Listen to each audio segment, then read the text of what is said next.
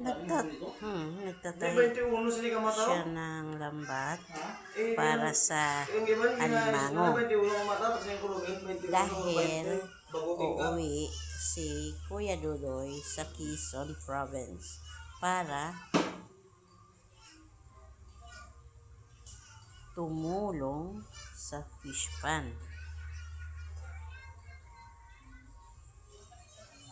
Kasi mag-harvest na ang kanyang mahal na sister.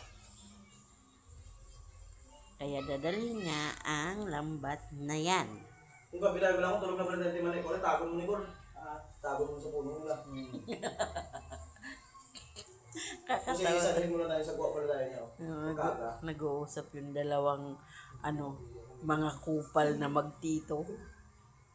No? Kita mo lang. Kamu siya mo, takamukha mo dali ba?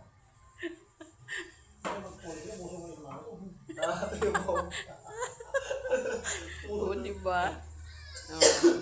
Ganyan po. May pa si Auntie Manet, no? Doon na nakabilog yung puno? Doon na, makakaw na doon.